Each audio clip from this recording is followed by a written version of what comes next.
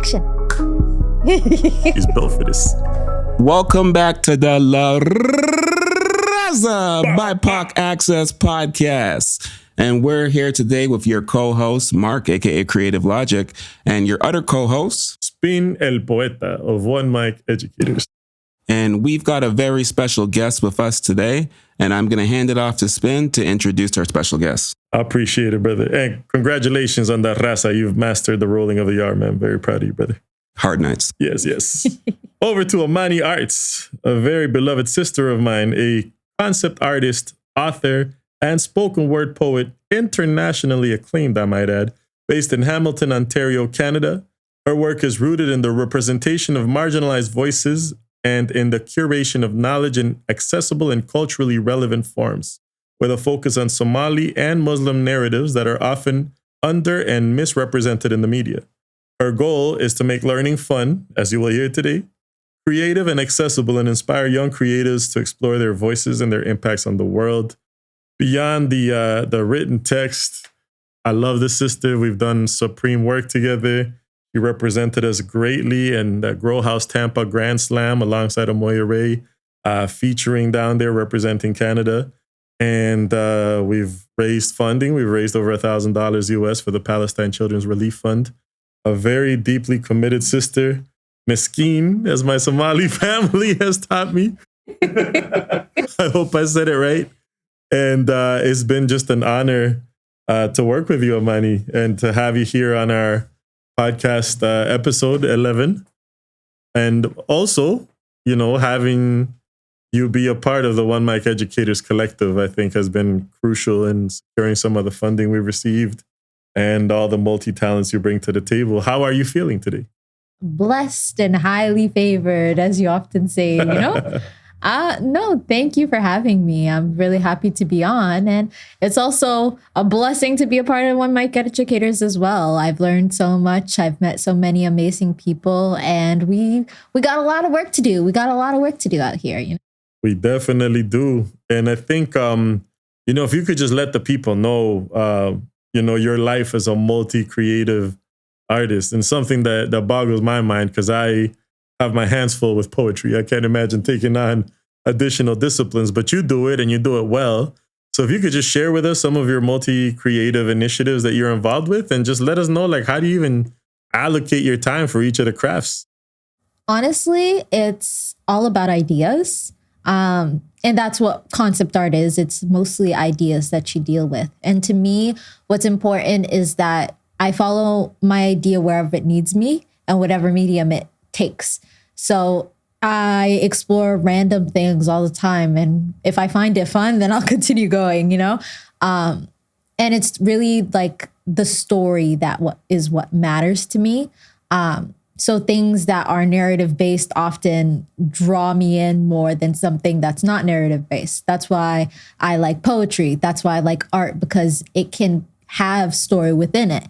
And in so many forms, right? Like through illustration, through children's books, through video games, through all those different mediums, there's a lot to explore. And so I kind of just follow the ideas wherever it'll take me. And then I learn a new skill on the way, because why not, you know? Wow. Yeah, I mean, why not for me? Is because I got my hands full as it is. How do you manage? Like, how do you choose what to spend time on? Like, what takes precedent, or is it just whatever the day is like? Honestly, it used to be whatever the day is like, because I'm a bit of a person who likes to say yes to whatever interests me. But honestly, it's whatever I find really important. This message is truly what drives me. So a lot of my work that I do, it has to be in some sort of service to someone. Obviously, the arts often is a service-based industry in terms of when you're doing poetry workshops or even spoken word poetry in general. It's often a service of, like, you know, crowds and things like that. But within animation and illustration and things like that, it's also service-based. And if I'm providing a service that causes people to learn more about something or be emotionally attached or feel better or learn something new or change their mind, that's a goal of mine for sure. And would you like to expand a little about this beautiful book that you're working on? Yes. So one of my current projects is a book called Timmy and the Thought That Followed Him Everywhere. It is a part of my work as a story elf, part of the Story Elves workshop. Sounds so whimsy and fun, which it is. Is that a thing, Story Elves? Yes, that's what our company is. Oh, okay, it's called wow. the Story Elves.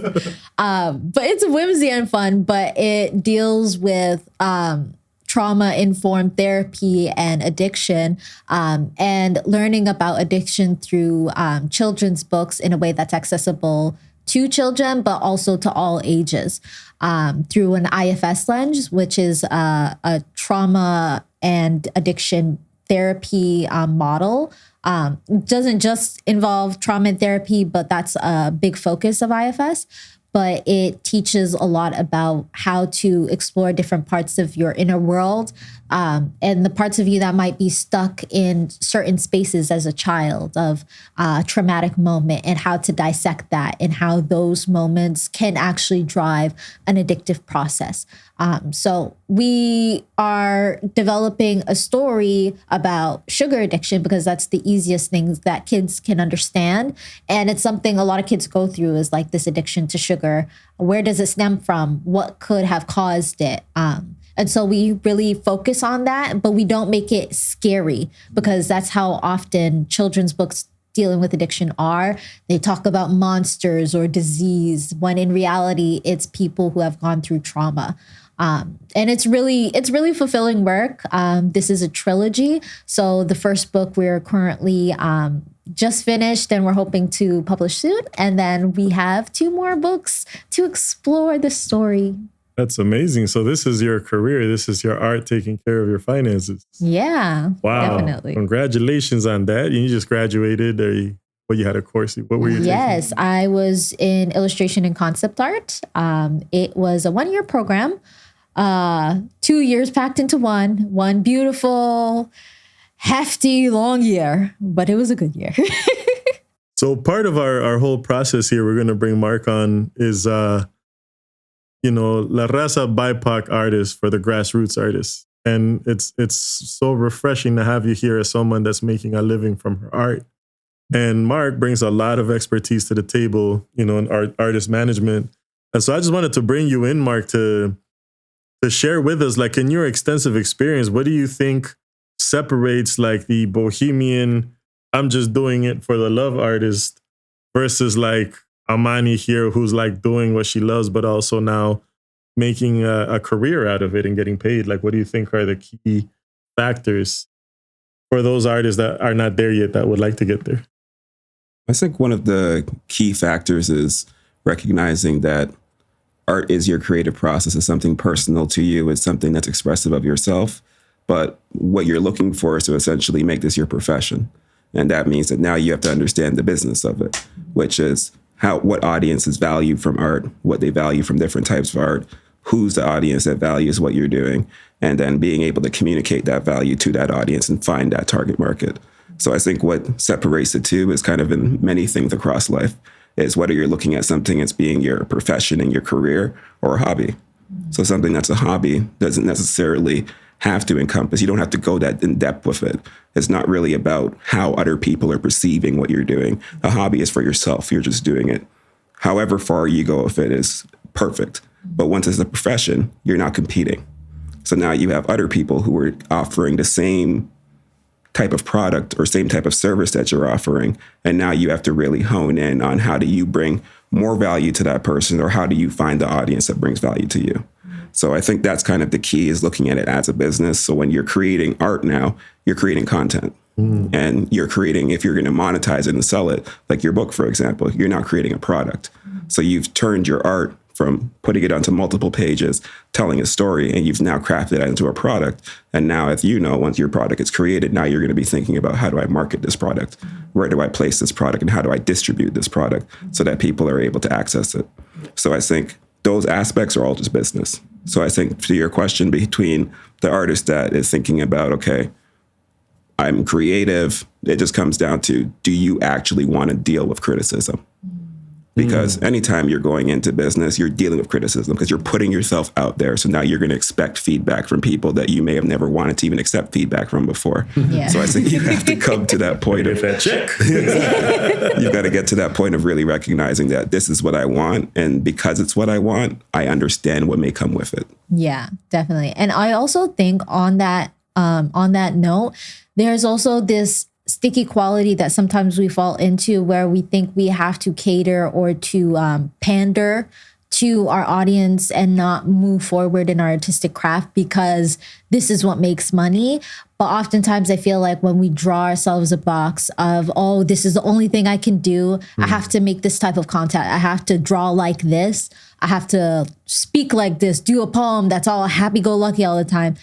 That's when you actually limit your opportunities rather than pivoting and learning how to do something else or figuring out something else. That's why personally, even though there's times where I found that, oh, this is something I see is very successful, I should probably follow this down the line. I'm just like, I could, but you know what's really interesting lately to me? Animation, that seems pretty cool. Let me try that. And you know what? On top of that, let's look into video games. How do they work? 3D, Blender. I want to learn that program, and as you develop your skill sets, you actually open more doors for yourself without realizing it.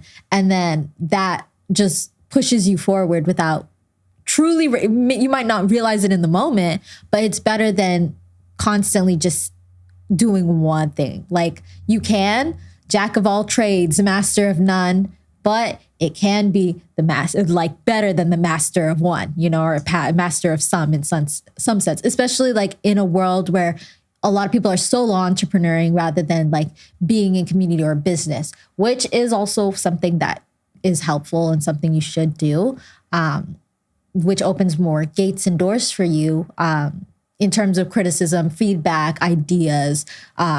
But because a lot of people are solo entrepreneuring, they have to develop multiple skill sets just to make sure that they're running correctly, right? Exactly. You're pretty much the CEO of your company. And the CEO in any business, they have to understand the various departments to essentially be able to oversee the business. So and I like what you said there by bringing up that quote, because that's a quote that a lot of times gets misquoted. And it's very true that it's like jack of all trades. A jack of all trades is not a master of one, but a jack of all trades is better. Sorry. Jack of all trades, the master of one. Jack of all trades is not a master of one. But it can be better than the master of some. I don't know. We fucked this whole thing up.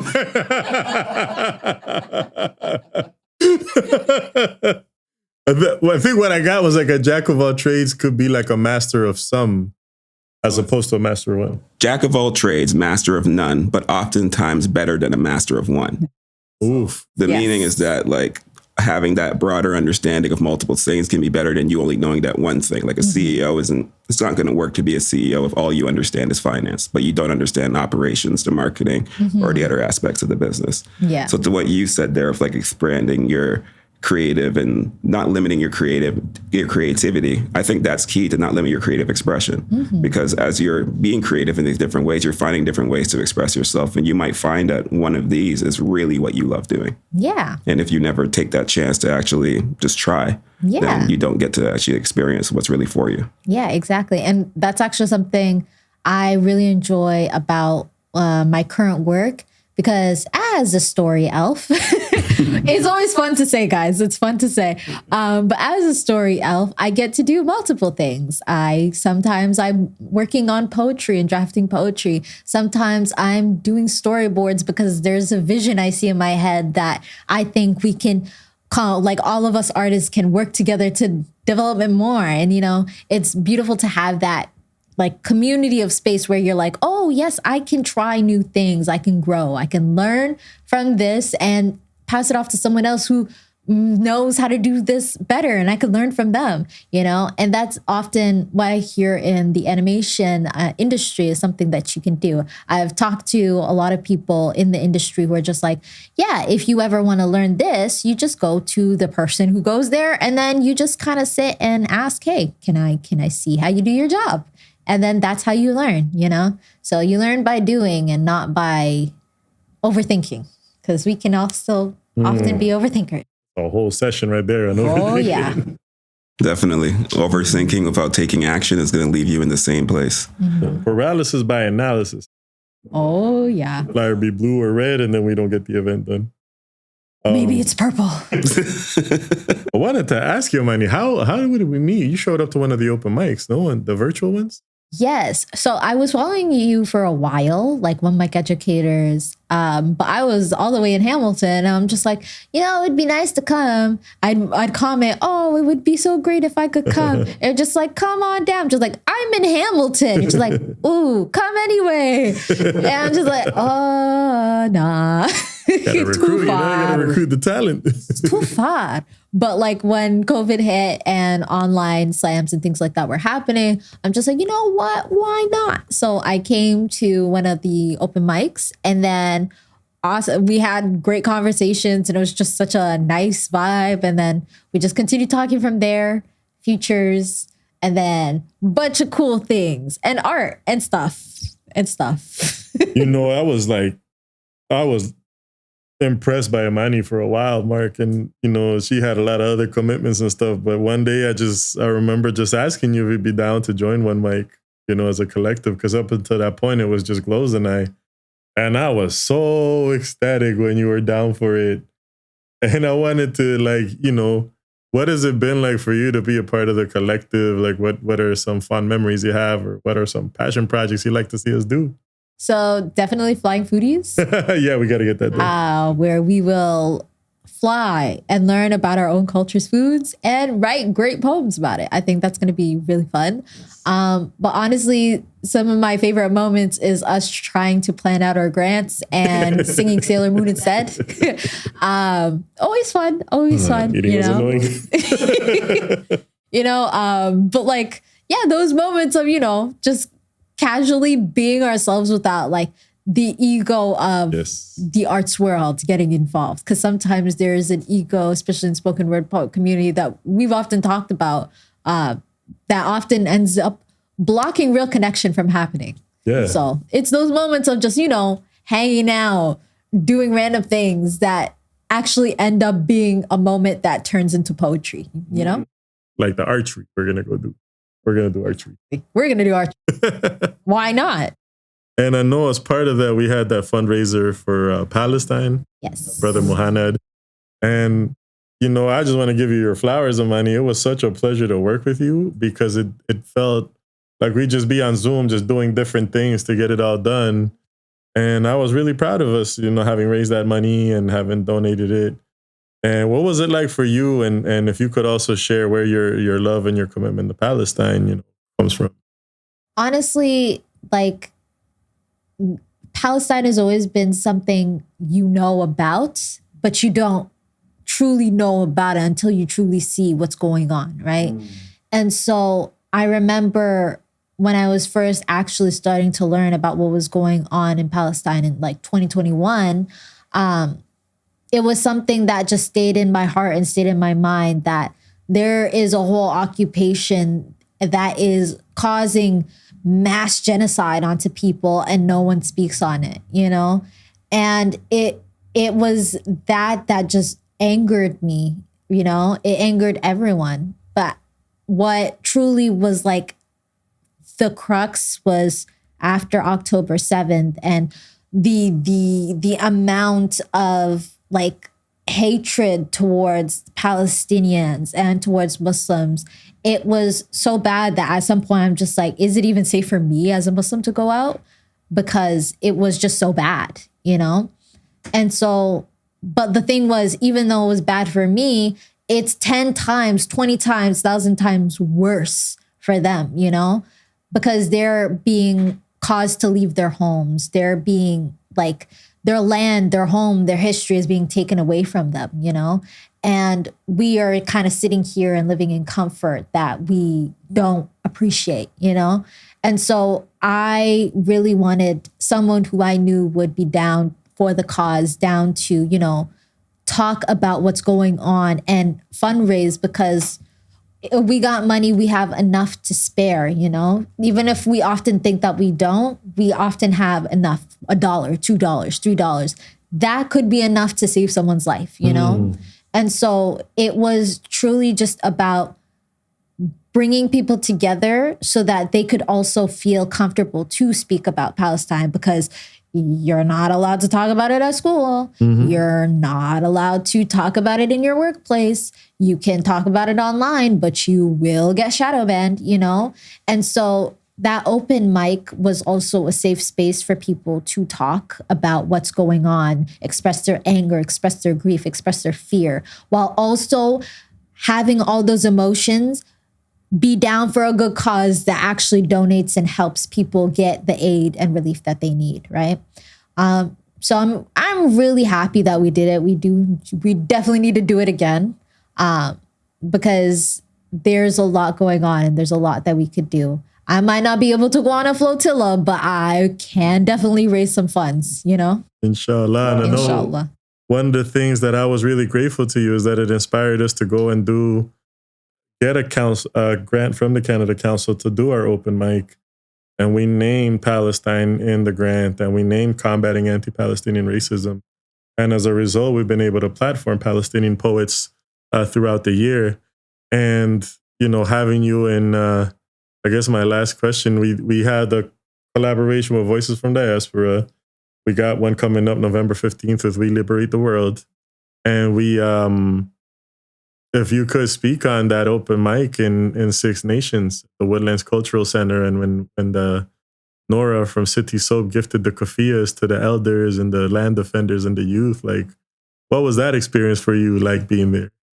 It was beautiful. Honestly, it was beautiful, because oftentimes we don't realize how much people want us to be separated from each other, and that, oh, why not focus on this person rather than this person, you know? Oh, what about? But it's not about whataboutisms. It's about community and coming together, because colonization is an ongoing process. It's happening here in Turtle Island, and it's happening in Palestine, and it's happening all over the world, you know? And it was a beautiful moment of recognition and bridging that gap between, oh, what about this? What about that? You have different causes, you have different cultures. No, it's the same cause. No matter how much you want to cause division and polarization, it's the same cause that's coming together and recognizing and shaking hands and it was just such a beautiful moment just to see, you know? I'm using the same words because it's hard to explain, but it was just such a nice feeling to see connection happening. And thank you for that answer, Amani. I saw as well that you're wearing a hijab. I wanted to touch on that with you. What role does your faith play in your art? Oh, it is a big part of my art. Honestly, it's something like if you asked me maybe 5 years ago, I probably would have not had an answer. I been wearing the hijab since I was in grade 4. So basically most of my life. But I never exactly had a full meaning to it, you know? I thought, you know what? It also keeps me warm during winter, so why not? You know, that's how a kid thinks. But I realized that it wasn't just that. It was just, it's also a symbol of my faith, you know? It's a symbol of who I am.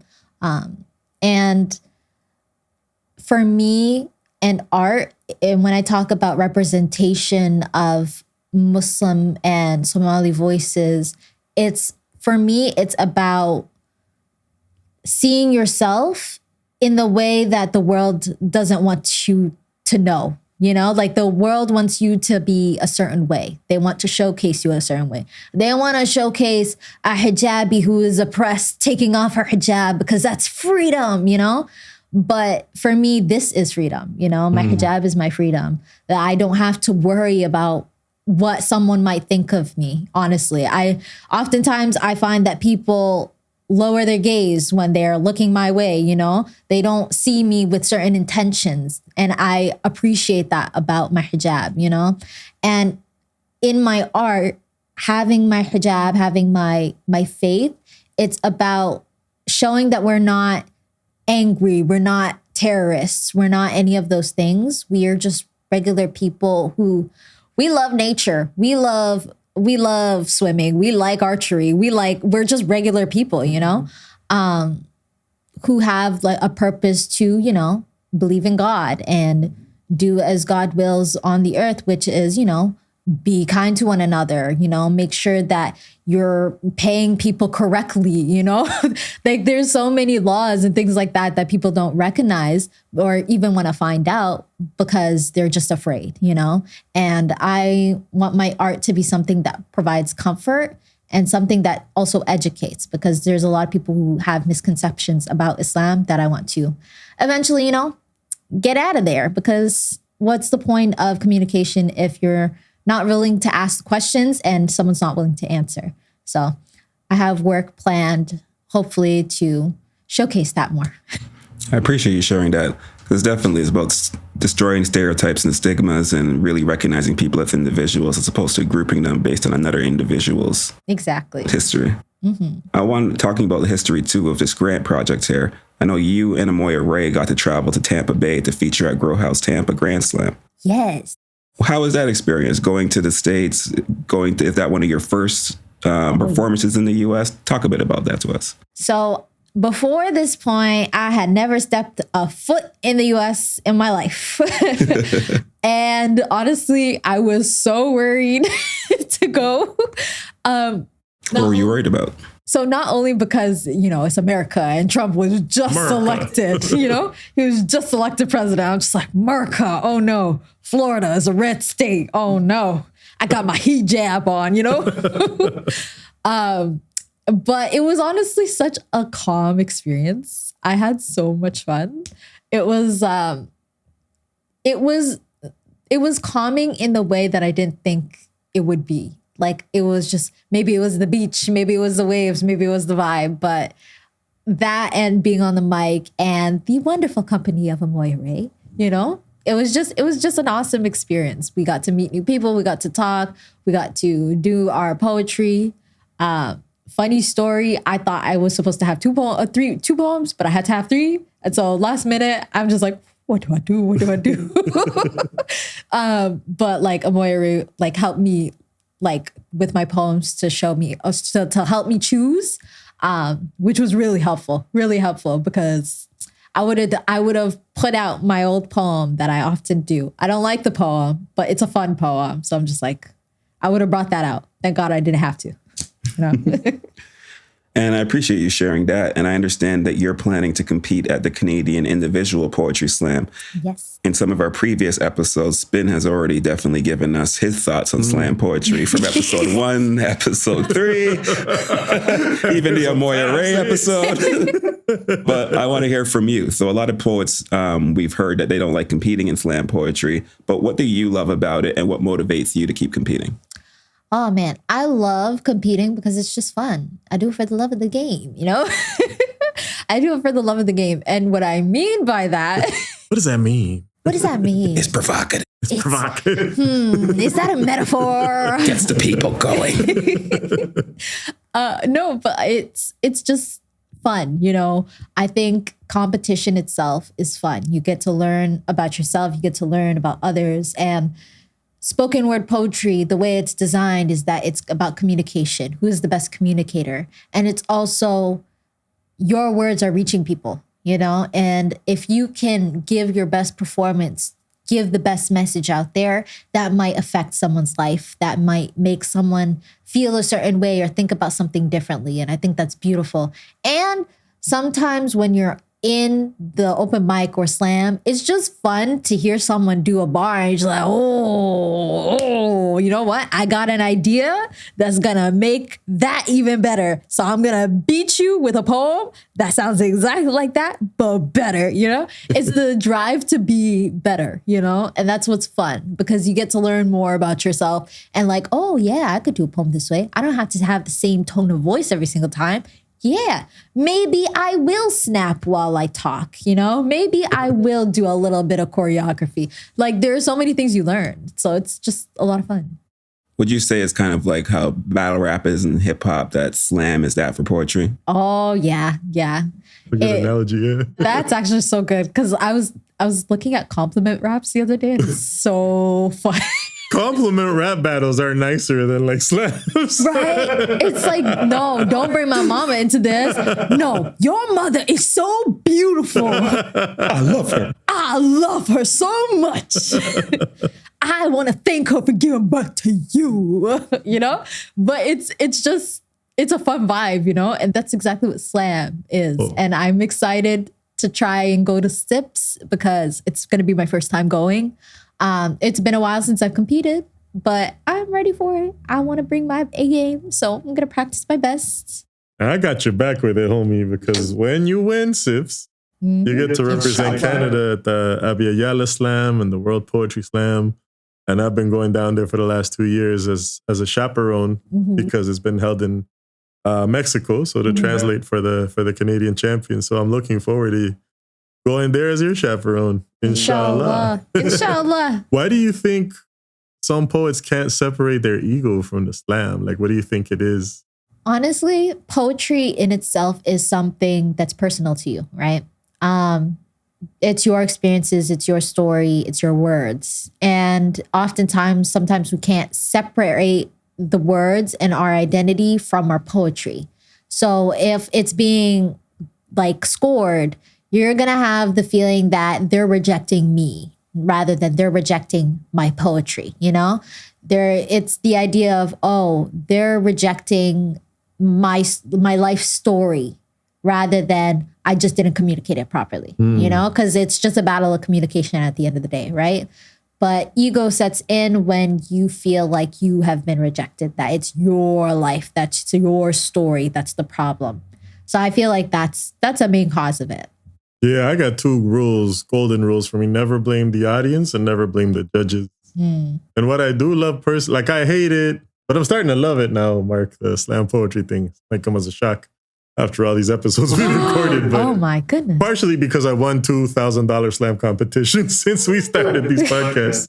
But what I love about slam is I won a $500 one, I won a $1,000 one, OG 500, and then I won a $1,000 City Folk Slam.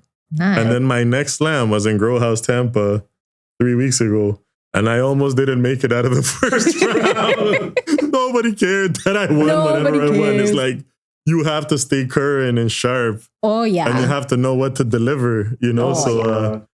I delivered a poem that I think wasn't a good fit for the lack of melanated judges that we had present. Oh, man. But, you know, I can't blame them. Is at the end of the day, I should have chosen better. Yeah, honestly, it's so interesting that you say that because it's like you do have to read the room and you have to read the vibe that the room is in.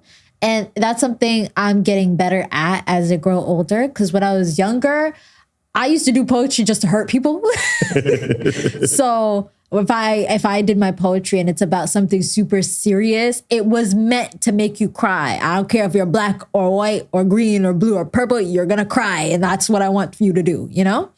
But I've changed over the years. I understand maybe I don't want people to cry. Maybe I don't want that to happen. Maybe I just want it to sit with them. And I need to know, what is it in the room? What was the last poet saying? What's the next poet going to say? You know, what do I feel the vibe is? You know, what is my story that I'm going to put out there today? Because me personally, I get really shy before a slam. So I feel more comfortable on a mic than I do when I'm like, you know, I'll hang out in the corner because as people know, visual artists are kind of shy. They're very shy. But I'm extroverted among them. But that only comes out once I feel like I'm comfortable. And so if I am going to think of this moment on the mic as my introduction, what is it that I want to say to the world today? You know, how do I want to portray myself? And can I do it confidently? That's the goal. Moving into the business development part of it. And Amani came prepared with some questions for you. So I have a couple of questions. So my first one is, what are 5 things that you think artist businesses need to work on or take advantage of when it comes to strategy, marketing, and funding? Understanding who your audience is. So that marketing aspect, being able to do like target who your target market is, and also recognizing that the audience that you're targeting, it doesn't mean that you're targeting the audience forever. It's just that you essentially want to focus your energy, your message, the aesthetic of your designs, etc., to a specific audience that's going to react to that or see value in that. And then when you're marketing to an older audience or a different demographic, then adjusting that messaging for that demographic. So I look at it from the foundation of like creating your brand and having like your brand when you're thinking about your brand design, the fundamentals, the like typography, your colors, etc.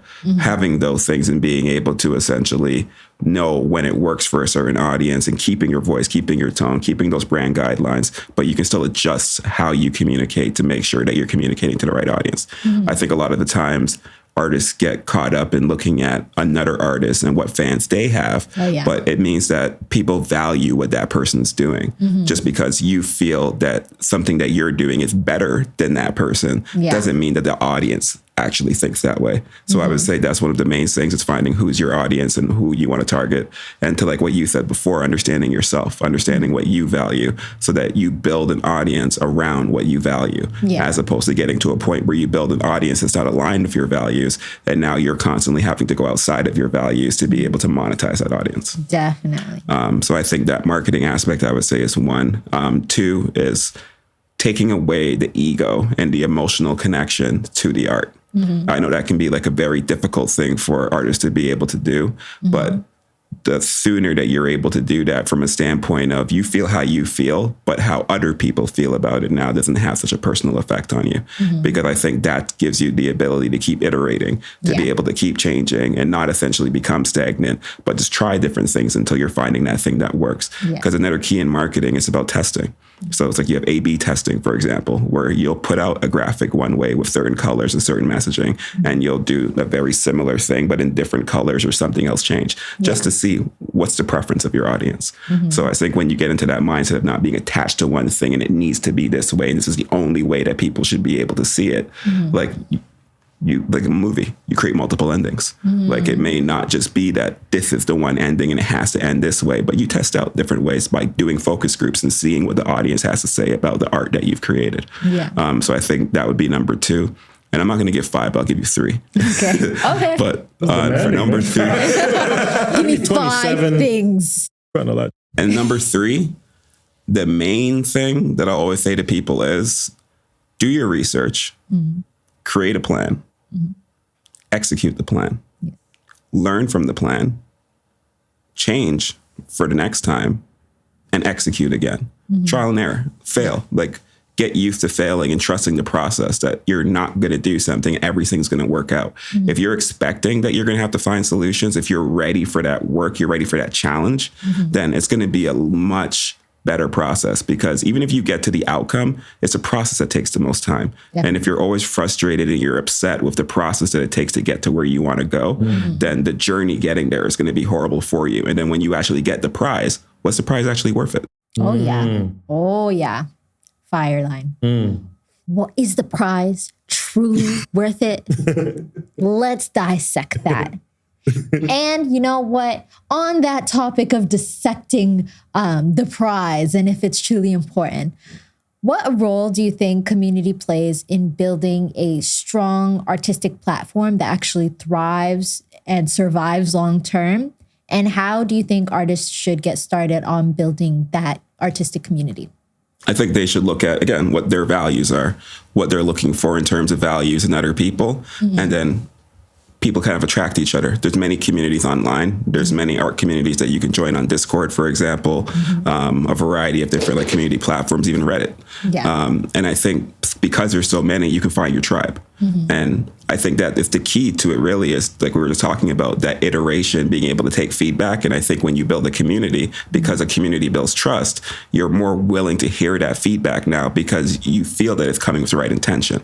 Like the intention is to see you evolve, to see you grow. It's to challenge you as opposed to put you down. So I think community in art is important because, again, that feedback, that constant reiteration, trying new things, knowing that you're going to suck when you first start start it. Yeah. Sometimes some people automatically just do great when they start something, but the majority of people, it takes practice, and it starts creating those habits and those best practice habits that over time you get better. You might start drawing and you start to learn different things about drawing. You start to learn about the shapes that make up a face. And after a while, you get even better at being able to draw faces. Yeah. It's just a process. Definitely. So I think falling in love with the process, trusting the process, and recognizing that networking, community, learning from others is a part of that process. Definitely. Because there's no business that's essentially built just on one person. Even if it's a solo entrepreneurship, you have suppliers, you have vendors, you have other aspects that are making your business work. Definitely. Okay, and my last question is actually on the topic of filmmaking and developing a career in film and videography, essentially. What are things that you think would help someone with a beginner filmmaking career who is interested in maybe video editing or marketing in for commercial versus social media? What are things that you think would be helpful for them to know? And what are tools and maybe even networking strategies that you think would be helpful? One of the things that I would say is to start off by understanding what you want to learn about, where you want to go. Mm-hmm. So if you have certain individuals that okay, this is where I want to be in 20 years, or this is where I want to be in 25 years, starting to take those people and study their journey.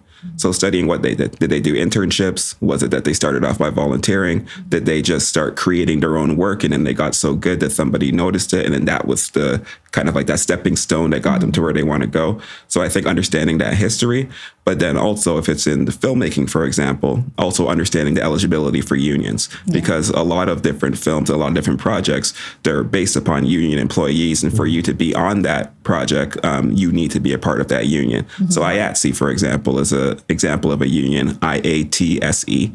And people would be able to look that up and see a location that's close to them and call them and get those eligibility requirements.